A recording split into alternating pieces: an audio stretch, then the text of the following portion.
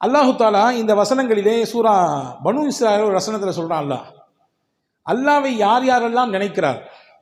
நாம் நினைக்கிறோம் மனிதர்களாகி நாம் மட்டும்தான் நினைக்கிறோம் என்று, நாம் மட்டும்தான் அல்லாவை தஸ்பீஹ் செய்கிறோம் என்று. அல்லாஹ் சொல்றான், வ இம் மின் ஷைஇன் இல்லா யுஸப்பிஹு பிஹம்திஹி வலாக்கின் லா தஃப்கஹூன தஸ்பீஹஹும். உலகத்தில் இருக்கக்கூடிய எல்லா உயிரினங்களும் எல்லாமுமே அல்லாவை துதிக்கிறது, அல்லாவை தஸ்பீஹ் செய்கிறது. உங்களுக்கு அதை புரிஞ்சிக்க முடியாது, அவ்வளவுதான். மரம், கல், மட்டை, இன்ன பிற உயிரினங்கள், பறக்கக்கூடிய பறவைகள் எல்லாம் அல்லாவை துதிக்கிறது. காரணம், இறைவனை நினைப்பதாலும் துதிப்பதாலும் மட்டும்தான் நம் கவலைகளுக்கு தீர்வை கொண்டு தர முடியும். ஃபலவுலா இத்தஹல்த ஜன்னதக குல்த மாஷா அல்லாஹ் என்று துவங்கக்கூடிய அந்த வசனத்துக்கு கீழே இந்த செய்தி இடம்பெறுது. என்ன செய்தி அப்படின்னா, யார் ஒருத்தர் டெய்லி காலையில் 4 தஸ்பீஹ் செய்கிறாரோ அல்லாஹ் 4 விதமான பாதுகாப்பு அந்த மனுஷனுக்கு தருவான். 4 தஸ்பீஹ் என்னவெல்லாம்? அது முதல் விஷயம் என்ன? மனிதனுக்கு மிகப்பெரிய ஆபத்தை தரக்கூடிய வஸ்துக்களிலே ஒன்று கண்பாடு.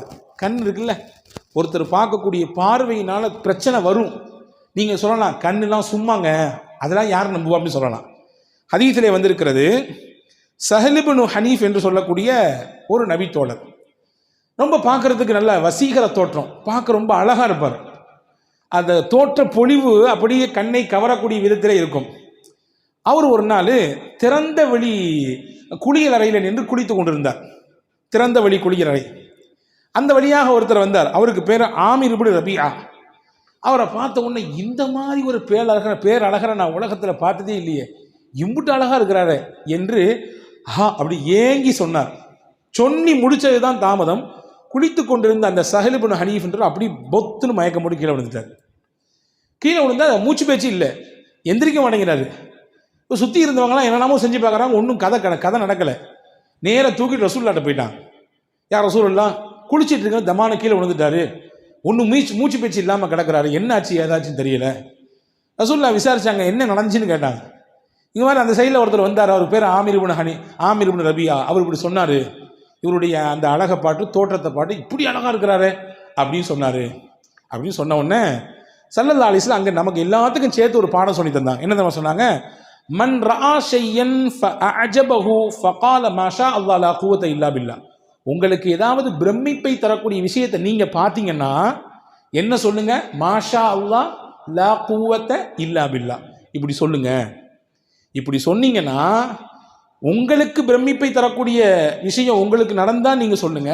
அல்லது நமக்கு தெரியும்ல, நம்மள்ட்ட இது அழகா இருக்குது, இன்னைக்கு போட்டிருக்கக்கூடிய ட்ரெஸ் நல்லா இருக்குது, நம்ம வாங்கியிருக்கக்கூடிய கார் நல்லா இருக்குது, நம்ம வச்சிருக்கக்கூடிய பைக் நல்லா இருக்குது, நம்ம கட்டியிருக்கக்கூடிய வீடு நல்லா இருக்குது அப்படின்னு நமக்கு தெரியும்.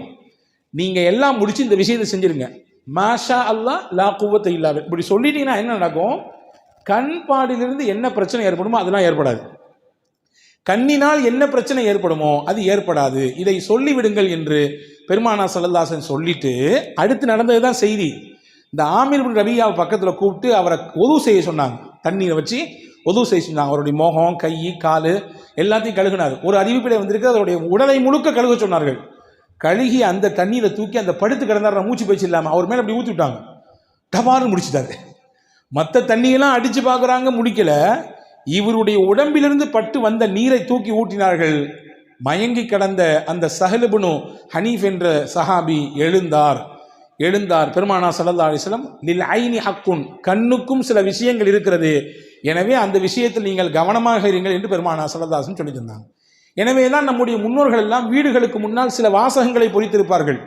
வஹப் பின் முனப்பஹ் என்று சொல்லக்கூடிய மிகச்சிறந்த மார்க்க அறிஞர்களில் கட்டுப்பட்ட தாபீன்களுடைய வரிசையில் வரக்கூடியவர், அவருடைய வீட்டுக்கு முன்னாடி எழுதி போட்டிருப்பாராம். என்ன இதை? மாஷா அல்லாஹ் லா குவத்த இல்லா பில்லாஹ். ஏன் எழுதி போட்டிருக்காரு? யாருடைய கண்ணும் வீட்டிலே இருக்கக்கூடிய நபர்களுக்கோ அல்லது வீட்டிலே இருக்கக்கூடிய பொருளை வந்து பார்த்ததற்கு பிறகோ ஏற்பட்டு விடக்கூடாது என்கின்ற அச்சத்திலே அப்படி எழுதி போட்டிருப்பார் என்பதாக வரலாற்று குறிப்புகள் இருக்கிறது. எனவே காலையில் எழுந்தவுடன் முதலில் நாம் மாஷா அல்லாஹ் லா குவத்த இல்லா பில்லாஹ் சொல்லிவிட வேண்டும். ஏன்னா உலகத்தில் நல்ல பார்வையோடு பார்க்கறத விட கொஞ்சம் அப்படி இப்படி பார்க்குறவங்க தான் நிறைய. இதுதான் யதார்த்தம், அதை புரிஞ்சுக்கணும். நாம் கண்ணிலிருந்து பாதுகாப்பு பெறுவதற்கு முதல் விஷயமாக இதை நாம் சொல்லிக்கொள்ள வேண்டும். 1. 2வது, ஷைத்தானுடைய தீங்கிலிருந்து பாதுகாப்பு பெறுவதற்கு பெருமானார் ஸல்லல்லாஹு அலைஹி வஸல்லம் ஒன்று கற்றுக் கொடுத்தாங்க. அதுதான் ஹஸ்புன் அல்லாஹு வ நிஅமல் வக்கீல். எல்லாத்துக்கும் தெரிஞ்ச ஒரு திக்ரு தான் இது, புதுசாக நான் ஒன்று நான் சொல்லி தரல. ஹஸ்புனல்லாஹு வ நிஅமல் வக்கீல் என்பது ஹஜரத் சையதுனா இப்ராஹிம் அலைஹிஸ்ஸலாம் சொன்ன வார்த்தை. இப்ராஹிம் அலைஹிஸ்ஸலாம் சொன்ன வார்த்தை அது, ஹஸ்பி அல்லாஹு வ நிஅமல் வக்கீல் அவங்க சொன்னாங்க. இப்போ நம்ம சொல்லும் பொழுது ஹஸ்புனல்லாஹு வ நிஅமல் வக்கீல் என்று சொல்வதனாலே என்ற பெரிய அர்த்த வேறுபாடு வராது. இதை சொல்ல வேண்டும். இப்படி சொன்னால் அல்லாஹ் ஷைத்தானுடைய தீங்கிலிருந்து அந்த நாள் முழுக்க அவரை பாதுகாப்பான்.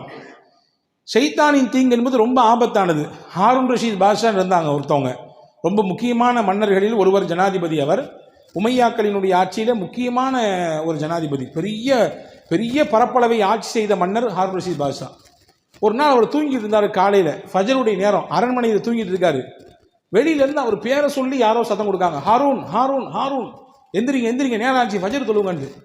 இப்போ இந்த மன்னருக்கு ஆச்சரியம், நம்ம பேரை சொல்லி இவ்வளவு துணிச்சலாக யாருப்பா கூப்பிட்றா அப்படின்னு சொல்லி வெளியே வந்து பார்த்தாங்க. ஒருத்தர் நின்னாரு, நீ யார்? நீ இந்த நாட்டினுடைய மன்னர், நான் இவ்வளோ பெரிய பரப்பளவை ஆட்சி செய்யக்கூடியவன், என்னையை பார்த்து பேர் சொல்லி கூப்பிடுறிய, யார் நீன்னு கேட்டாங்க. அப்போ ஹாரூன் ரஷீத் பாஷா சொன்னால், நான் தான் ஷைத்தான் அப்படின்னா. அவன், நீ எழுப்பி விட மாட்டியப்பா, நீ வந்து தூங்க தானே வைப்பேன், நல்லா தூங்கு, ஃபர்குது, இன்னும் நேரம் நிறைய இருக்குது, இன்னும் தூங்குன்னு சொல்கிற ஆள் தானே நீ, என்னை எழுப்பி விட்டுடி எப்படின்னு கேட்டாங்க ஹாரூன் ரஷீத் பாஷா. அவன் சொன்னானம்மா, 2 நாளைக்கு முன்னாடி ஃபஜர் தொழாமல் நீங்கள் தூங்கிட்டீங்க, எந்திரிச்சு உட்காந்து ஃபஜர் தொழுகலையேன்னு சொல்லி வருத்தப்பட்டு அழுது அன்னைக்கு ஃபுல்லாக அல்லாட்ட மன்னிப்பு கேட்டீங்க. நீங்கள் ஃபஜர் தொழுதுருந்தா கூட இப்படி பெரிய நன்மை அல்லாஹ் உங்களுக்கு தந்திருப்பான் போல தெரியல. ஆனால் ஃபஜர் தொழாமல் அம்பிட்டு தூரம் அழுது கண்ணீர் விட்டு அல்லாட்ட மன்னிப்பு கேட்டீங்கல்ல, உங்களுக்கு நிறைய நன்மை அல்லாஹ் கொடுத்துட்டான் அப்படின்னு சொல்லிட்டு சைத்தான் சொன்னானா. அதனால தான் அது கிடைக்கக்கூடாது அப்படின்றதுக்காண்டி இது கிடைச்சா கூட பரவாயில்ல அப்படின்னு நினச்சி இந்த வேலையை செஞ்சேன் அப்படின்னு சொல்லி சைத்தான் சொன்னானா. இதை நீங்கள் தப்பாக புரிஞ்சுட்டு, சரி ஃபஜர் தொழாட்டியும் பரவாயில்ல போல தெரியுது, எந்திரிச்சு உட்காந்து 2 சொட்டு கண்ணீர் விட்டா போதுமானது, அஜரத்தே சொல்லிட்டாருன்னு நினச்சி நீங்கள் தப்பாக கணக்கு போடக்கூடாது. யதார்த்தத்தை சொல்கிறேன். ஷைத்தானுடைய நிலைப்பாடு எப்படி இருக்கும் என்றால், எப்படி ஒரு மனிதனை திசை திருப்பலாம், வழிகெடுக்கலாம் என்றே சிந்திப்பான். அப்போ அவனுடைய தீங்கிலிருந்து நாம் பாதுகாப்பு பெற வேண்டும் என்றால் டெய்லி காலையில் ஹஸ்புனல்லாஹு வ நிஅமல் வக்கீல் என்பதை ஓதிக்கொள்ள வேண்டும் என்று அறிஞர்கள் சொல்கிறார்கள். இது 2. 3வது, இது மட்டும்தான் நாம் கொஞ்சம் தெரியாத ஒன்று, திருக்குர்ஆனுடைய ஒரு வசனம், அந்த வசனத்தினுடைய ஒரு துண்டு. இதை டெய்லி ஒரு தடவை, ஒரே ஒரு டைம் ஓதினா போதும். என்னது அது? வ உஃபவ்விது அம்ரி இலல்லாஹ், அவ்வளோதான். வ உஃபவ்விது அம்ரி இலல்லாஹ், 4 வார்த்தைகள் தான். என்னுடைய மொத்த பொறுப்பையும் அல்லாஹ்விடத்திலே ஒப்படைத்து விடுகிறேன். இதுதான் இதனுடைய பொருள். இதை ஓதுனா என்ன கிடைக்கும்? மனிதர்கள் என்ன மாதிரியான தீங்கெல்லாம் செய்வார்களோ அந்த தீங்கின் மொத்தத்திலிருந்தும் அல்லாஹ் நம்மை பாதுகாப்பான். இதனுடைய இன்னொரு ரகசியத்தை சொல்கிறேன் கேட்டுங்க. நம்முடைய பிள்ளைகளை நாம் வெளியே அனுப்புகிறோம், காலேஜுக்கு அனுப்புகிறோம், பள்ளிக்கூடங்களுக்கு அனுப்புகிறோம். நம்ம வீட்டினுடைய பெண்கள் வெளியே போகிறார்கள், வேலைகளுக்கு போகிறோம். நம்முடைய பிள்ளைகள் வேலைக்கு போகிறார்கள், வெளிநாடுகளுக்கு போகிறார்கள். போகும் பொழுது யார் இந்த ஆயத்தை ஓதி அவர்களுக்கு பாதுகாப்பாக அல்லாஹ் இருப்பான் என்று சொல்லி அனுப்புகிறார்களோ அல்லாஹ்வுடைய ஈமானையும் பாதுகாப்பான், அவருடைய ஒழுக்கத்தையும் அல்லாஹ் பாதுகாப்பான். இன்னைக்கு காலகட்டத்தில் 2மே மிகப்பெரிய சவாலான விஷயம். ஈமானை பாதுகாக்கிறதும் பெரிய சவால், ஒழுக்கத்தை பாதுகாப்பதும் மிகப்பெரிய சவாலாக இருக்கிறது இல்லையா? ஒழுங்கீனமான காட்சிகள் எத்தனை நடக்குது பார்க்குறோமா இல்லையா? எக்கச்சக்கமான காரியங்களிலே இன்றைக்கு இலசுகள் சிக்கி தங்களுடைய எதிர்காலத்தை சின்னாபின்னப்படுத்திக் கொள்கிறார்களே, பார்க்கிறோமா இல்லையா? எனவே இதை ஓதி விட வேண்டும். ஓதினால் அல்லாஹ் மனிதர்களிடத்திலிருந்து கூடாத நட்பு கேடாய் முடியும் சொல்லுவாங்களே, அந்த மாதிரியான கூடாத நட்புகளிலிருந்து, கூடாத சகவாசத்திலிருந்து என்னென்ன தீங்குகள் வருமோ அந்த தீங்கை எல்லாம் அல்லாஹ் பாதுகாப்பான். காரணம், இந்த வசனத்தினுடைய அடுத்த பகுதி சொல்கிறது, இன்னல்லாஹ பசீரும் பில் இபாத், அல்லாஹ் தன் அடியார்களை உற்று நோக்கக்கூடியவனாக இருக்கிறான், கண்காணிச்சுட்டே இருக்கான். இப்போ இதை நீங்கள் ஓதுனீங்கன்னா நிச்சயமாக அல்லாஹ்வின் வளையத்திற்குள்ளே நாம் இருப்போம். நாம் யாரை வெளியே அனுப்புகிறோமோ அவர்கள் இருப்பார்கள். இது 3வது. 4வது விஷயம் என்ன? காலைல எந்திரிச்சவன சொல்ல வேண்டியது, ஹதரத் சையதுனா யூனுஸ் அலைஹிஸ்ஸலாம் சொன்ன ஒரு கலிமா. என்ன கலிமா அது? சொல்ல தானே நீங்கள் இருக்கிறீங்க, நீங்கள் சொல்லிதாங்க என்று நீங்கள் கேட்கறது புரியுது. லா இலாஹ இல்லா அன்த சுபஹானக இன்னி குன்து மினல் ஸாலிமீன்.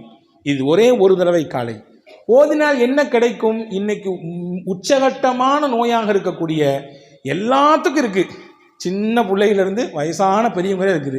என்ன? கவலை. எதையாவது நினைச்சு புலம்படி இல்லையா? அந்த கவலைகளிலிருந்தெல்லாம் அல்லாஹு தஆலா வெளியே கொண்டு வருவான் மனிதனை. ஹஜ்ரத் யூனுஸ் அலைஹிஸ்ஸலாமுக்கும் கவலை இருந்தது. அல்லாஹ் குர்ஆனிலே சொல்கிறான், வ கதாலிக நுன்ஜில் முஃமினீன். ஹஜ்ரத் யூனுஸ் அலைஹிஸ்ஸலாம் மீன் வயிற்றுக்குள்ளே இருந்தார்கள், ஒரு விஷயம் செய்யக்கூடாது, அதை செய்தார்கள். அல்லாஹ் ஒரு சின்ன மாற்றத்தை கொடுக்க நினைத்தான். மீன் வைத்துக்குள்ளே வைத்தான். 40 நாட்கள் இருந்தார்கள். அவர்கள் 3 இருளிலே சிக்கி இருந்தார்கள். கடலின் ஆழம், கடல், இன்னொன்று மீன் வயிறு. அங்கே இருந்து கொண்டுதான் இந்த கலிமாவை ஓதினார்கள். அல்லாஹ் சொல்லுகிறான், இந்த கலிமாவை மட்டும் யூனுஸ் ஓதாமல் இருந்திருந்தால் அவர் அதே மீன் வயிற்றுக்குள்ளே கியாமத் வரை இருந்து போயிருப்பார். மறுமை வரை அந்த மீனுக்குள்ளேயே இருந்து போயிருப்பார் என்று அல் குர்ஆனிலே சூரா சாஃபாத்திலே அல்லாஹ் சொல்லுகிறான்.